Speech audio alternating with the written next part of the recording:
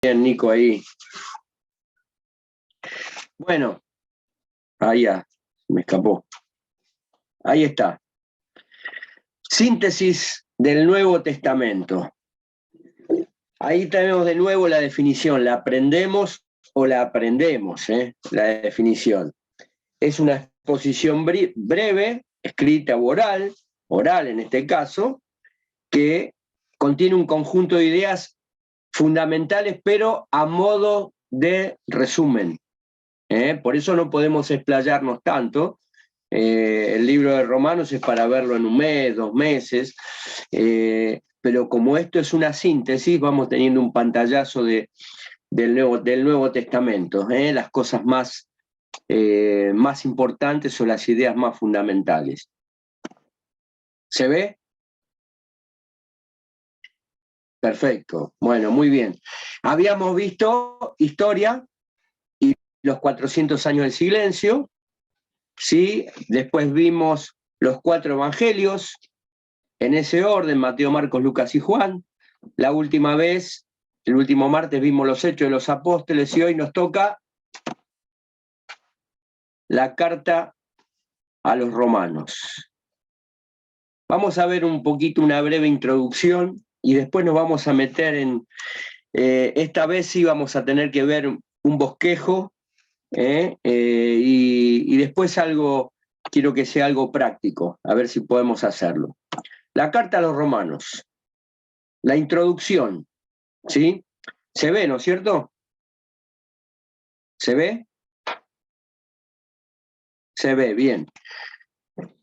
El escritor es Pablo. No es que cuando dijeron, Omar dijo que Lucas, que no había dudas, no es que Omar dice que no hay dudas. Omar leyó y estudió que no hay duda. Hay gente que estudia y estudia mucho, ¿no es cierto? Y estudia en idiomas originales, así que eso es lo que aprendemos, que el escritor es Pablo desde Corinto, ¿sí? Él estuvo en su tercer viaje misionero, pasó 3 meses ahí en Corinto, pero esa carta la escribió un hombre, un creyente, un amigo de Pablo llamado Tercio. Perdóname, Omar, que te interrumpo, pero no se ve la que dice Romanos. Quedamos en síntesis del Nuevo Testamento.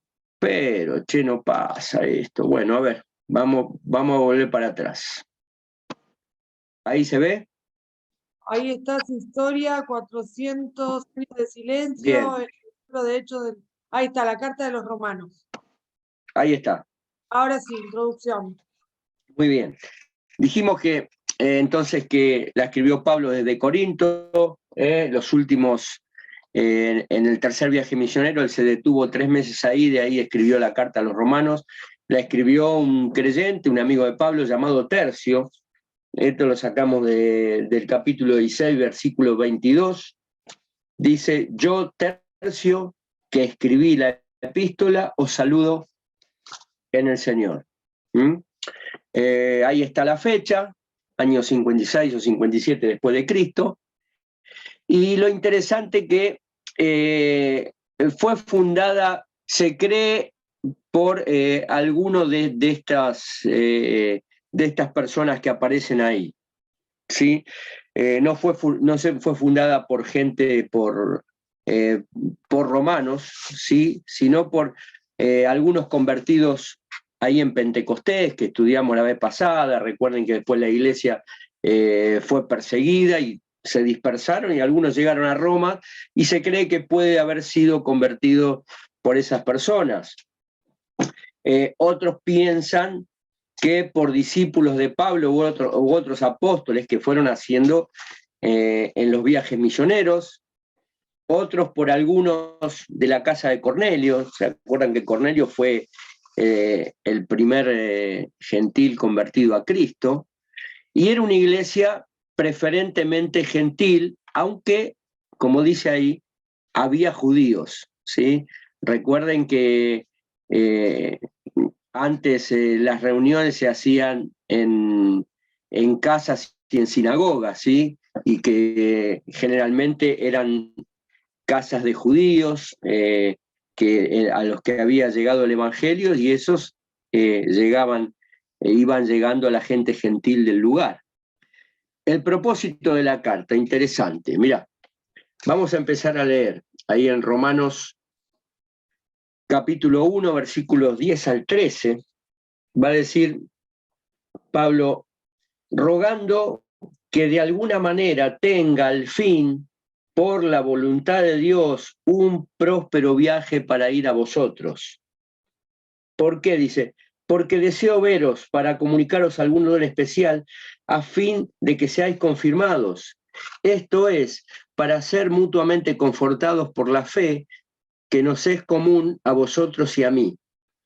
Pero no quiero, hermano, que ignoréis que muchas veces me he propuesto ir a vosotros, pero hasta ahora he sido estorbado, para tener también entre vosotros algún fruto como entre los demás gentiles. Pablo muchas veces quiso ir a Roma, y no aclara acá, pero viste que en otras cartas dice, he sido estorbado para ir a tal o cual ciudad, en algunas veces Satanás me ha estorbado, y otras veces el Espíritu Santo ha estorbado porque lo necesitaba en otro lugar.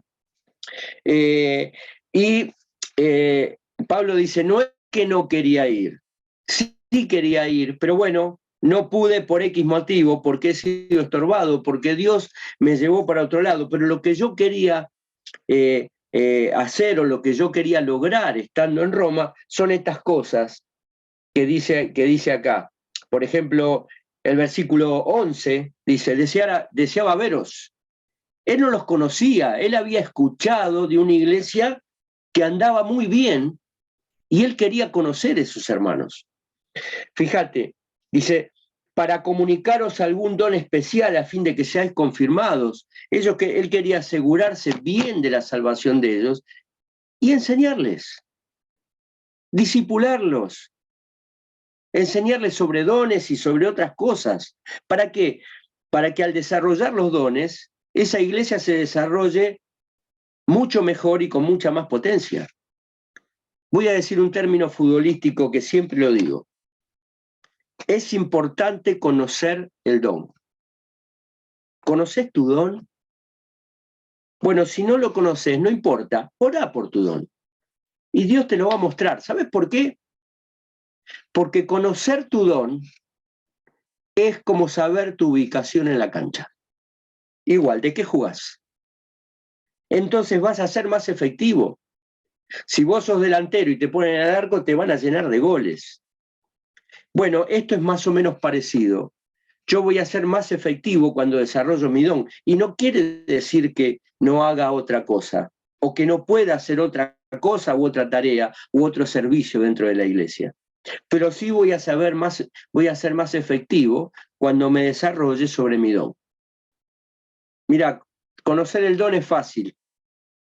Acordate de 3F: facilidad, fervor y fruto.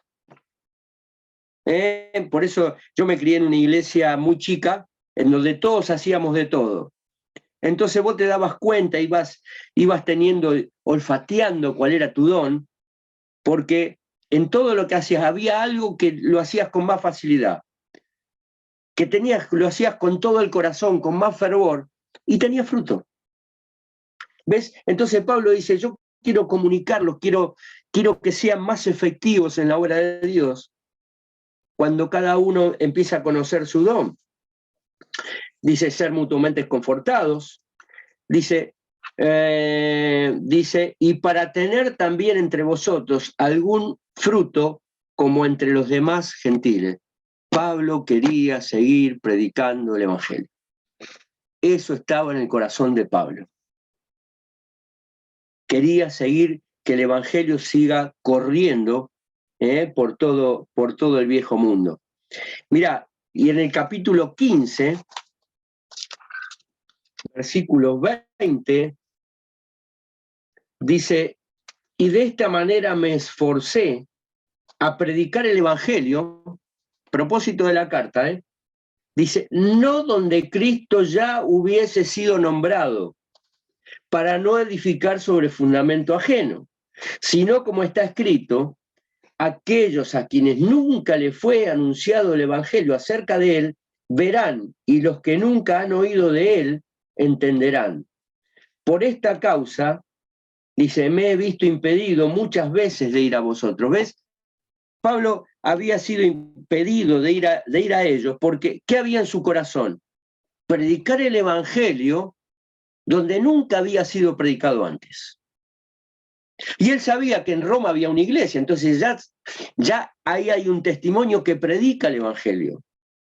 Dice, pero yo me propuse ir donde nadie había predicado el evangelio. Entonces por eso fue impedido. Pero fíjate, dice, pero ahora, un cambio, pero ahora, no teniendo más campo en estas regiones, acordate que él estaba en Corinto y él había llenado del evangelio todo lo que es el Asia Menor, todo lo que hoy es Turquía, no teniendo más campo y deseando desde hace muchos años ir a vosotros, dice, cuando vaya a España, esa era la meta de Pablo, pasando de largo, bien al oeste, iré a vosotros porque espero veros al pasar y ser encaminado allá por vosotros una vez que haya gozado con vosotros. Mas ahora voy a Jerusalén para ministrar a los santos. ¿Ves? Pablo, en el corazón de Pablo era predicar el evangelio donde no había sido predicado antes. Pero dice, ya está, ya prediqué en mi ciudad, prediqué en mi barrio, hice viajes misioneros, me fui al Asia Menor, ya está. Viste que hay un versículo que dice, lo he llenado todo del evangelio. Bueno, dice, entonces como lo llené todo, ahora voy a Roma. A pesar de que ya hay una iglesia, yo quiero conocerlos. Y ese eran los dos propósitos de esta carta. Ahora, fíjate, seguimos un poquito más adelante. Mirá, como dijimos recién, era una iglesia que no tenía problemas, una iglesia pujante, andaba bien de doctrina, andaba bien en la práctica, lo que se aprendía, lo que se estudiaba, se practicaba, pero Pablo tenía sus motivos personales y especiales para ir ahí también. Uno, lograr el apoyo de Roma, de esa iglesia, para seguir su viaje misionero. Recién leímos que él dónde quería ir, hasta España. Y para llegar a España, él necesitaba no solamente el apoyo y el aliento de los hermanos, también necesitaba recursos. Y él iba a presentar su proyecto misionero para predicar el evangelio en España, para que Dios toque el corazón de personas y apoyar en su viaje de manera efectiva. Yo creo que nadie como ustedes saben lo que se necesita el dinero, ¿no? Por lo que escuché y tantas veces que he hablado con Saki, con Karina y con muchos de ustedes, porque muchos dicen la misión, el hogar, el alba. Ah, hogar de niños. Y empiezan, ¿no? Alimentos no perecederos, ropa, zapatos, pero cuando hay que pagar la luz, el gas y todas esas cosas, no podés ir con polenta a pagar la luz y el gas. No podés ir con zapatos por más nuevos que estén. Se necesita dinero. Y en la obra de Dios siempre se necesita dinero. Pero Dios, por eso me estoy acordando, 2 Timoteo, que dice, enséñale a los ricos de este mundo a ser generosos. Porque los recursos tienen que salir de los mismos creyentes. Y Pablo tenía muy en claro eso. Por eso también iba a Roma. Pero no para aprovecharse del dinero, sino para decir, yo quiero seguir predicando el evangelio. Mirá, para afirmar la universalidad del evangelio, Cristo era para todos. El mundo siempre se dividió en judíos y gentiles. Judío, el pueblo elegido de Dios, y todo aquel que no era judío, que era gentil. Y si querés, hasta hoy lo podemos dividir así. Está el pueblo judío y los que no son judíos somos gentiles. Y listo. Y Cristo, el evangelio, es para todos. Y ahora lo vamos a ver también un poco en el bosquejo, como la universalidad del evangelio. Para afirmar la doctrina de la salvación por fe, acordate que había judaizantes y había un montón de corrientes que decían, bueno, la fe está bien, pero los judaizantes había que decir, bueno, está bien la fe, pero hay que circuncidarse. Otros decían, bueno, está bien la fe, pero hay que hacer obras. Y Pablo quería confirmar y que estos creyentes también afirmaran su fe, valga la redundancia, entendiendo que era fe y nada más. Y bueno, los motivos personales para que oraran y para que puedan tener frutos espirituales. Mirá, el tema de la carta, interesante esta parte. El tema de la carta es la justificación por fe, sí, claro. Pero vos sabés que Romanos y Gálatas son libros que están muy unidos y hasta se estudian juntos, ¿sí? Y el título de Romanos es la declaración del Evangelio, y el título de Gálatas es la defensa del Evangelio. Y ahora vamos a ver por qué dice Romanos la declaración del Evangelio. Ahora vamos a pasar al bosquejo, y vamos a ver en el bosquejo, el bosquejo es prácticamente un plan de salvación. Increíble. Por eso, ¿está bien decir que el tema es la justificación por fe? Sí, porque de eso habla Romanos, y muchos capítulos. Pero también no está mal decir que Romanos es la declaración del Evangelio. Mirá el bosquejo. No es difícil este bosquejo, está la parte introductoria, como todas las cartas, que termina en el famoso versículo, porque no me avergüenzo del Evangelio. Y como cristiano no sé qué te pasa a vos, pero a mí se me enciende el corazón. Yo sé que es difícil a veces compartir con personas porque ponen reparo, porque te rechazan, pero cada vez que leo esto, sinceramente digo, no me avergüenzo del Evangelio. ¿Cómo me voy a avergonzar si el Evangelio cambió mi vida? Cambió mi eternidad, sí, pero cambió mi vida, me dio propósito, me dio un rumbo. ¿Cómo me voy a avergonzar del Evangelio? Imposible. Imposible negar a Cristo y la obra que hizo en mi vida. Imposible negar a Cristo y la obra que hizo en mi vida, que hace y que hizo y que hace en tu vida, hasta que el Señor nos venga a buscar. Por eso no me avergüenzo del Evangelio. Mirá, 4 secciones. La doctrinal, primeros 8 versículos. La dispensacional, el 9, el 10 y el 11, ¿sí? La dispensación es un periodo que se refiere a la forma en que Dios actúa o interactúa con el hombre durante un periodo de tiempo. Y esta es la forma en que Dios interactuó en la historia con Israel, con su pueblo, durante ese periodo de tiempo. La sección dispensacional, la práctica y la personal. Ahí están los versículos. En la doctrinal, vos fijate, en la culpabilidad del hombre es un plan de salvación. Todos somos pecadores. Cristo murió y la fe en Cristo me va a justificar. Dios me declara justo, no por mis obras, no por mi religión, sino cuando yo pongo mi fe en Cristo. Dios me declaró justo un 7 de septiembre del año 92. No me avergüenzo del Evangelio. Y después el proceso, ¿sí?, del crecimiento de la fe, que es la santificación por fe, ir dejando atrás aquellos malos hábitos e ir tomando los buenos hábitos. ¿Ves qué es la declaración del Evangelio? La sección doctrinal, la dispensacional, se trata de Israel, el pasado de Israel, Dios y su elección soberana. Sobre Israel, no mezclemos doctrinas esas raras. La elección de Israel en una elección soberana, dijo, Israel va a ser mi pueblo. ¿Y quién le puede decir algo a Dios? Ese fue el pasado de Israel. El presente de Israel, aún hoy, es el rechazo. ¿Te acordás que estudiábamos Mateo? Y Mateo era el reino ofrecido, el reino rechazado, el reino postergado. cuando el Señor Jesucristo vino a instaurar el reino. Bueno, todavía estamos en Israel sigue rechazando al Mesías.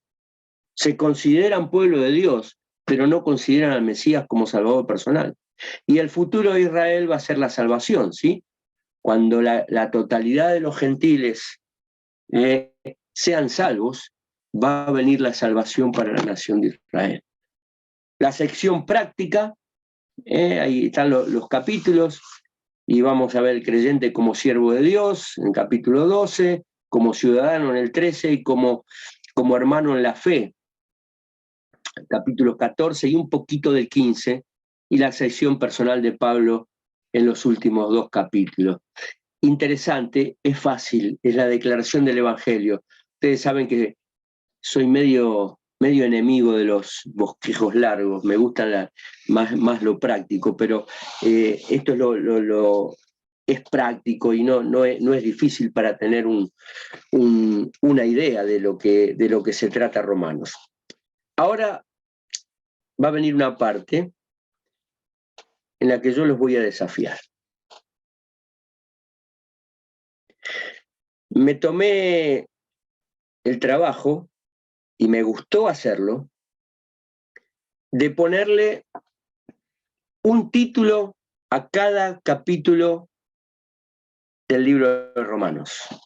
Puede ser un título, puede ser una frase, puede ser una palabra, obviamente tomada de un versículo o de algunos versículos. Entonces, ¿cuál es el desafío? Que quizás durante la semana vos puedas hacer lo mismo. Y no necesariamente saques lo que yo saqué, sino leas el capítulo y que Dios toque tu corazón quizás con un versículo, con 3 o 4 versículos, y de ahí armes una idea y pongas un título. Es decir, capítulo 1 trata de esto.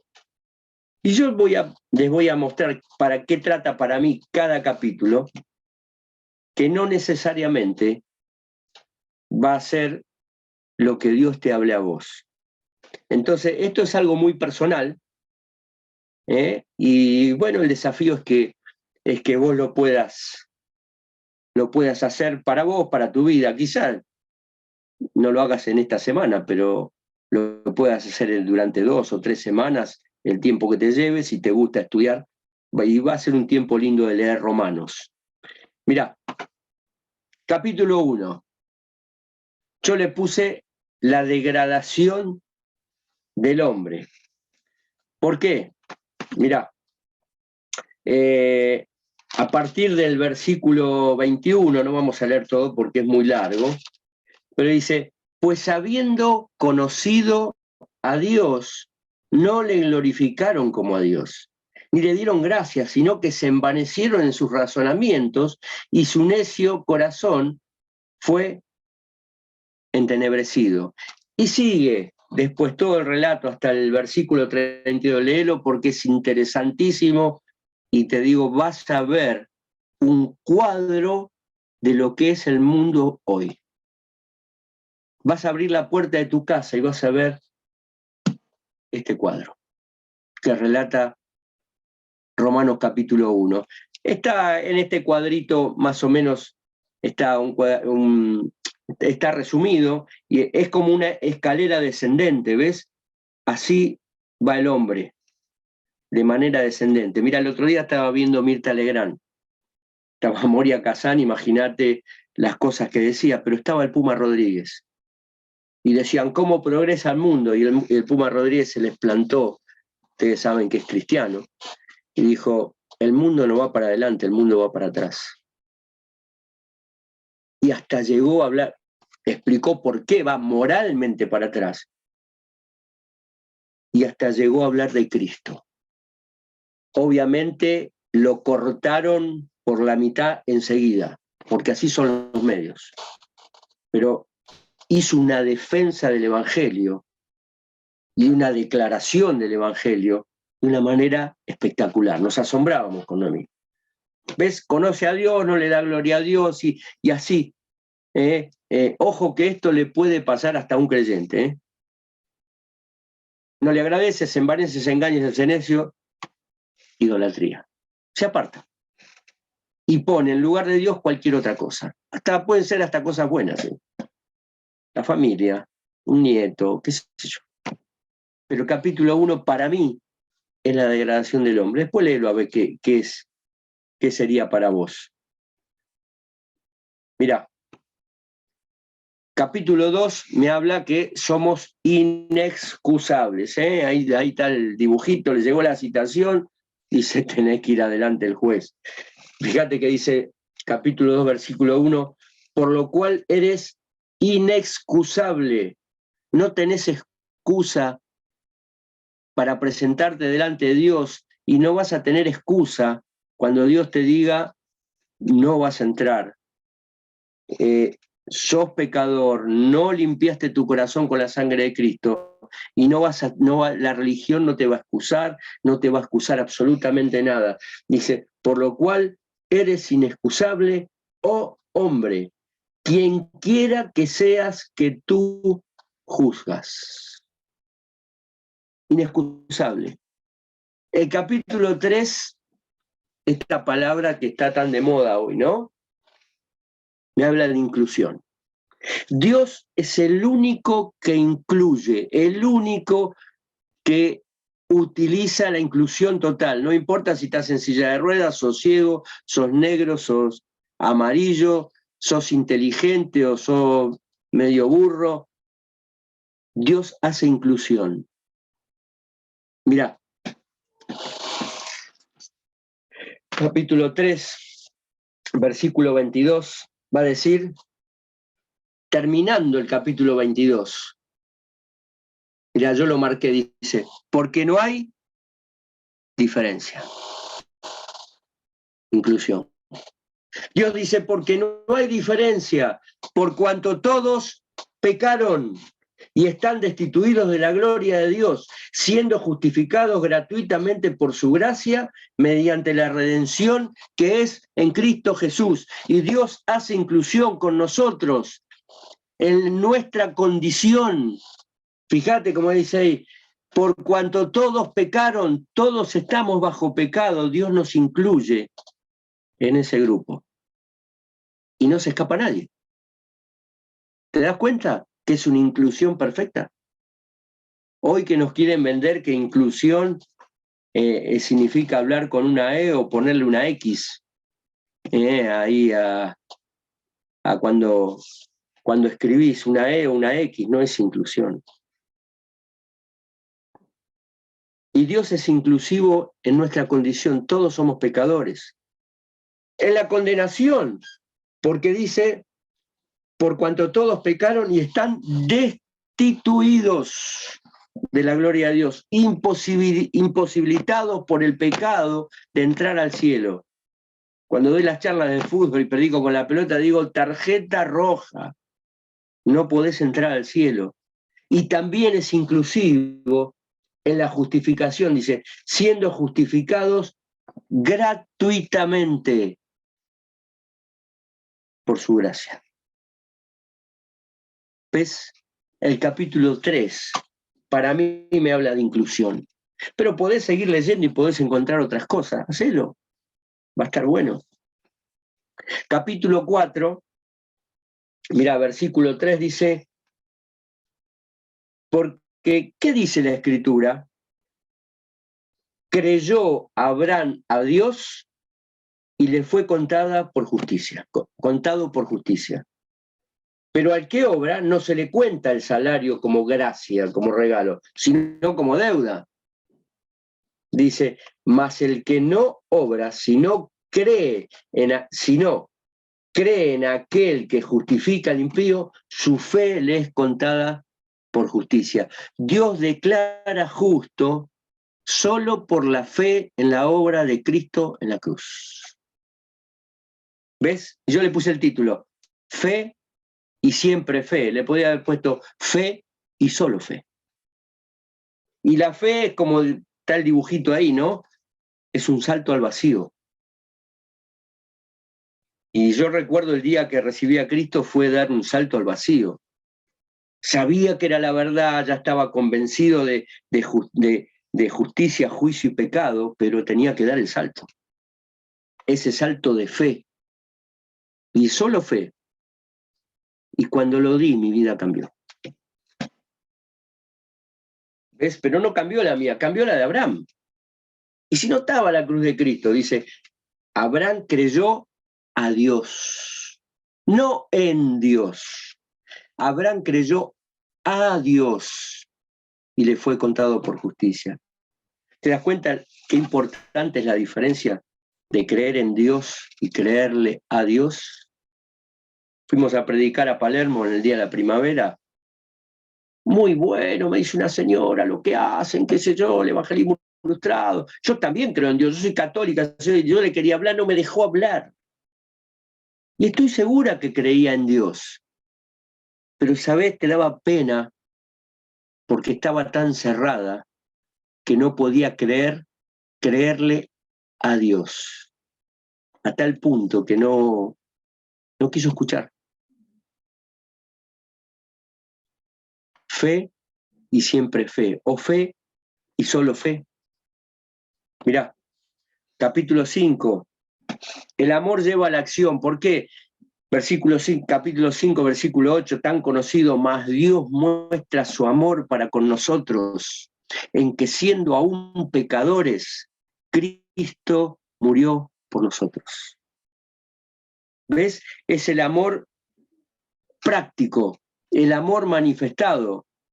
Sí, Juan 3:16 dice, porque de tal manera amó Dios al mundo que dio a su Hijo unigénito, para que todo aquel que en él cree no se pierda, mas tenga vida eterna. Pero en Romanos 5:8 Dios muestra el amor. Se ve, ¿en dónde? En la cruz. La cruz de Cristo. ¿Ves? Y también nos tiene que llevar, nosotros que tenemos la naturaleza divina, como dice 1 Juan, el amor de Dios en nuestros corazones, automáticamente somos siervos de Dios. Y nos tiene que llevar a la acción. Como dice ahí, ser siervo de Dios es servir a otros de corazón. Porque eso es la obra de Dios. La obra de Dios son personas. Y servir a las personas es servir a Dios. Capítulo 6. ¿Esclavo o siervo? Y ahí no hay un dibujito que están esclavizados por el dinero. Puedo estar esclavizado por tantas cosas, por la droga. Hoy lamentablemente la pornografía ha entrado de una manera increíble y por todos lados, ¿no? Se filtra como el agua en las inundaciones y ha hecho tanto daño porque de ahí lleva a otros pecados o a otras esclavitudes que son tan difíciles salir. Fíjate, capítulo 6, versículo 16, va a decir, ¿no sabéis que si os sometéis a alguien como esclavos para obedecerles, sois esclavos de aquel a quien obedecéis? Y fíjate lo que dice, sea del pecado para muerte, cualquier pecado, o sea de la obediencia para justicia. Y siempre hay pecado. Ahí en Génesis dice, el pecado está a la puerta y llama. ¿Sabes? Si así está el pecado en nuestra vida, nos rodea, porque Satanás está como león rugiente ahí, casi empujando el pecado, rodeándonos, nos asedia para que caigamos. El pecado está a la puerta y llama, dice, y si abrimos esa puerta, no queda otra condición que terminar siendo esclavos. Esclavos o siervos. Fíjate que sigue, dice, pero gracias a Dios, dice el versículo 17, que aunque erais esclavos del pecado, como nosotros, habéis obedecido de corazón a aquella forma de doctrina o de enseñanza a la cual fuisteis entregados. Dice, y libertados del pecado vinisteis a ser siervos de la justicia. siervos de Dios. Y es una elección de vida. ¿Soy esclavo o soy siervo? Era esclavo. Y en un momento pasé a ser siervo el 7 de septiembre del año 92. Ahora, cada día a partir de ese día y durante 30 años, tuve que elegir volver a ser esclavo o crecer en mi servicio a Dios, o crecer como siervo. Y cada uno de nosotros tenemos esta elección diaria. Capítulo 7, tomando conciencia, ¿sí? Esto soy. Fíjate que decía Pablo, soy esto, ¿no? Porque decía, porque sabemos que la ley es espiritual, mas yo soy carnal, vendido al pecado. Y después dice, bueno, porque no hago el bien que quiero, sino el mal que no quiero, eso hago. Y si no hago el bien que quiero, sino el mal que no quiero, descubro una ley, que el mal está en mí. Porque según el hombre interior, me deleito en la ley de Dios, pero veo otra ley en mis miembros, dice el versículo 23, que se revela contra la ley de mi mente y me lleva cautivo a la ley del pecado que está en mis miembros. Esto soy. Le podía haber puesto que soy miserable. Porque Pablo dice, miserable de mí. ¿Quién podrá librarme? Y dice, Jesucristo. ¿Sabes? El hecho de tener a Cristo en el corazón no me libera del pecado. Sigo siendo un pecador perdonado, que cuando me alejo de Dios, otra vez el pecado me quiere llevar a la esclavitud. Y eso es diario, ¿eh? Eso es diario. Es cada día. Como decido ser siervo o esclavo, si sé lo que soy, cuando sé lo que soy, sé dónde puedo tocar para arreglar. Es como llevar el auto al mecánico, ¿viste? Yo manejo, me puedo dar cuenta de lo que tiene, ahora arreglarlo, tengo que llevarlo al mecánico. Y cuando él sabe qué auto es, qué modelo, qué marca, sí, acá. Este es el problema. Bueno, cuando yo sé lo que soy, sé que voy a tener problemas, pero sé dónde tengo que ir. Sé que soy un miserable, pero tengo que ir a Jesucristo. Gracias doy a Dios por Jesucristo, Señor nuestro. Sigo, capítulo 8, libres y vencedores. Capítulo 8 es muy rico. Tenés el versículo 18, 28 y del 34, el 32 para adelante, pero yo elegí el versículo 1 y dice, ahora pues, me encanta este versículo también, ninguna condenación hay para los que están en Cristo Jesús, los que no andan conforme a la carne, sino conforme al Espíritu, pero me gusta, ninguna condenación hay para los que están en Cristo Jesús. Y al versículo 37 que dice, antes en todas estas cosas somos más que vencedores. Una vez escuché decir a alguien, en la vida podemos ser vencedores o perdedores o vencedores, pero ¿cómo es ser más que vencedores?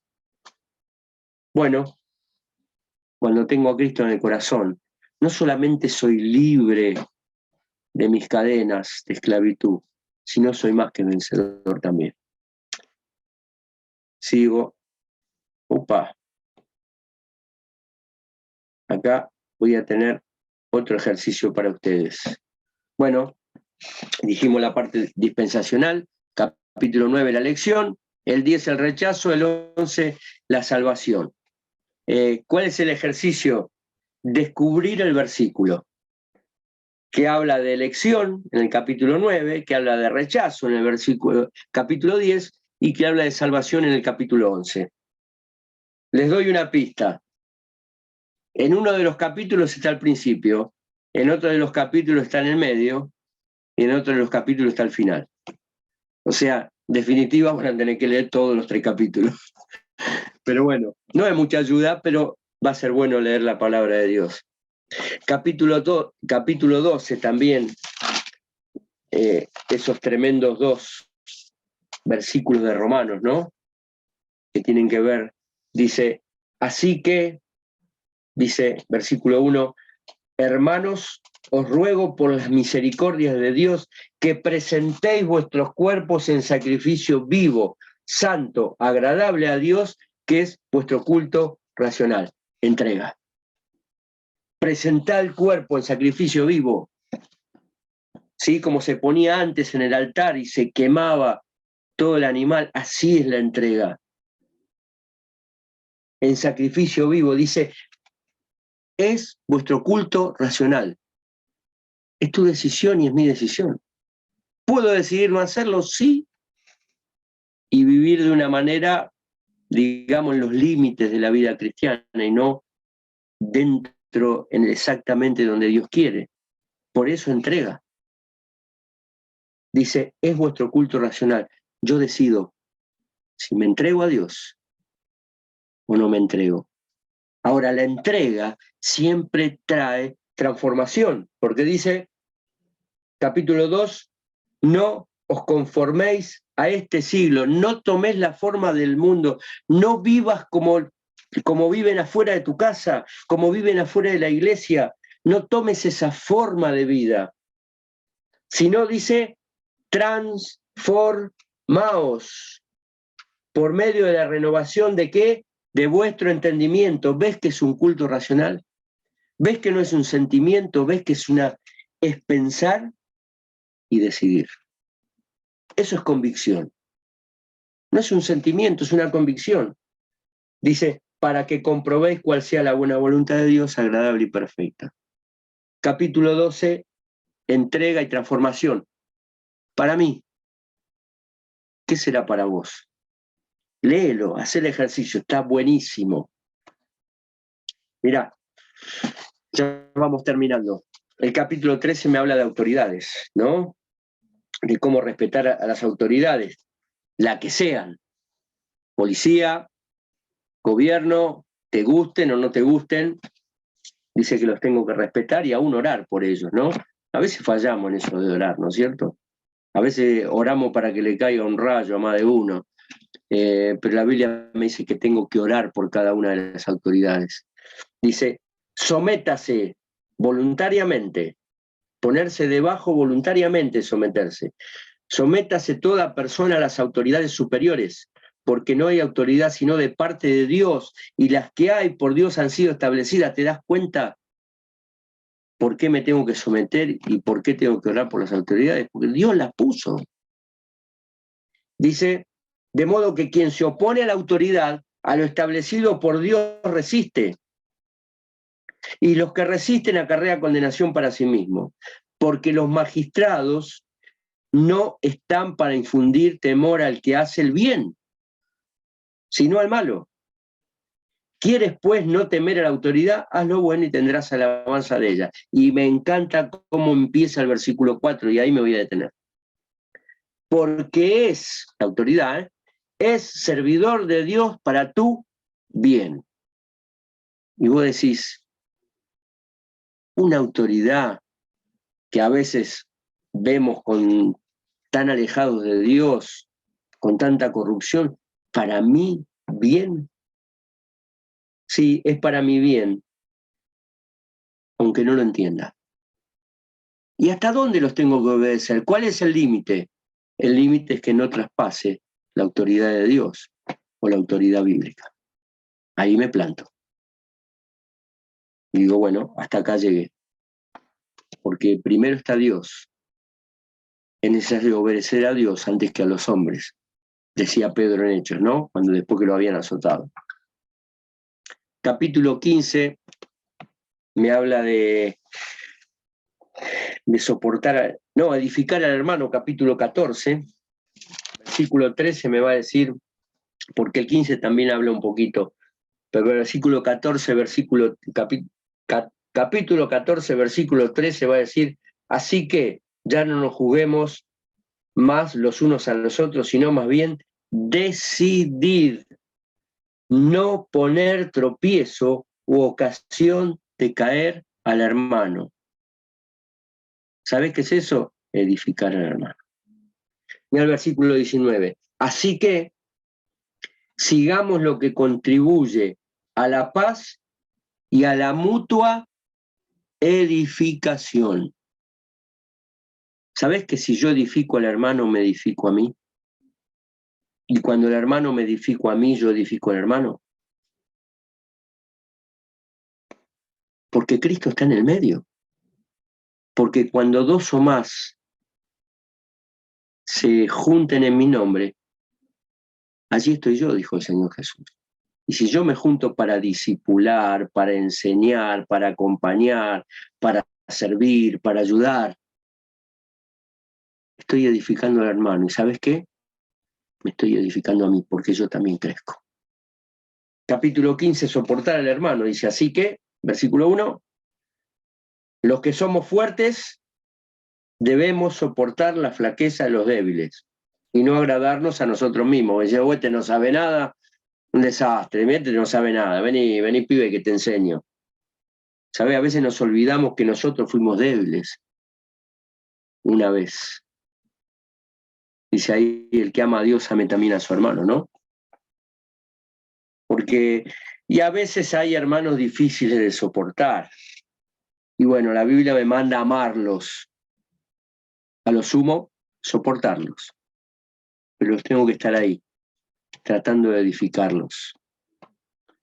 Última placa. Capítulo 16. Habíamos dicho que era la parte personal de Pablo. Y le puse equipo. ¿Sabes por qué? Porque Pablo se la pasa nombrando todo el capítulo a personas. Aún personas que no conocían. Dice, saluda a este, saluda al otro, te manda saludo a este, te manda saludo del otro. Quizás personas que había sentido nombrar, pero que sabía que están en la obra de Dios. Pablo le mandaba saludos. Ahora, vos imaginate haciendo la obra de Dios, en el Hogar El Alba, yo en mi iglesia en Tapiales, y de repente te llega una carta y dice, che, te manda saludos Pablo. ¡Fua! ¿No te animaría a eso? Claro, ¿cómo no te va a animar?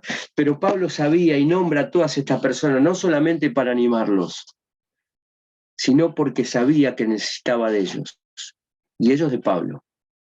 No se puede hacer la obra de Dios como el llanero solitario. Bueno, los más jóvenes dirán que es el llanero solitario, ¿no? Bueno, somos antiguos, ¿qué va a ser? Saki me entiende, pero bueno. La obra de Dios se hace en equipo, siempre, siempre, siempre. No puedo hacer la obra de Dios solo. A ver, pasémoslo al fútbol, que lo vamos a entender. No puedo hacer un equipo de 1 y jugar contra 11. Me van a llenar de goles. La obra de Dios siempre se hace en equipo. Y termino con el mismo versículo que empecé. Porque no me avergüenzo, Romanos 1:16, no me avergüenzo del Evangelio. ¿Cómo me voy a avergonzar si cambió mi vida, si cambió mi eternidad, si me dio esperanza, si me dio propósito? Y Pablo dice, no me avergüenzo del Evangelio, porque es poder de Dios para salvación a todo aquel que cree, al judío y al griego. Es poder de Dios. Cambió mi vida el poder de Dios, el poder del Evangelio, el poder de la palabra. Es poder de Dios, eso es el Evangelio. Mira, teníamos un matrimonio amigo con Noemí en Perú. Ella, la esposa, era muy amiga de Noemí. Habían estudiado juntos acá en Palabra de Vida, hoy fui un poquito más largo, ¿no? Habían estudiado juntos aquí en Palabra de Vida. Ella en la peor época de COVID, le agarró COVID y falleció. Su esposo destruido, hicieron el funeral por Zoom, lo seguimos, que yo la verdad que nos dolió, fue muy doloroso. Y el otro día, por trabajo, vino el esposo, estuvimos en casa comiendo y nos contó algo interesante. Dice que cuando había terminado todo, fueron a su casa y él estaba con su hermana, en conversa, no tenía a Cristo.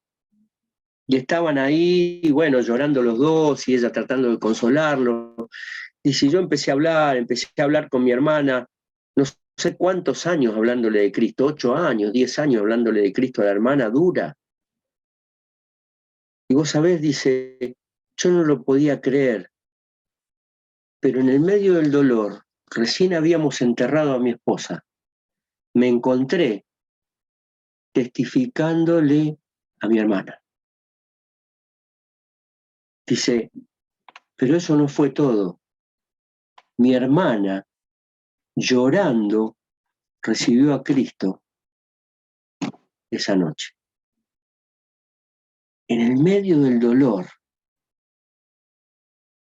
el Espíritu Santo obró con poder y recibiréis poder. Y una persona fue salva. Por medio de una persona destruida emocionalmente. Pero el poder de Dios es para salvación. Por eso, esta persona decía, no me avergüenzo del Evangelio. Hermanos, no nos avergoncemos del Evangelio, porque es poder de Dios. Porque cambió mi vida, porque la va a seguir cambiando y porque puede cambiar las otras vidas de muchas personas que nos rodean. Que Dios bendiga su palabra y gracias por este tiempo, este mes que pasamos. Gracias por la invitación y lo disfruté muchísimo.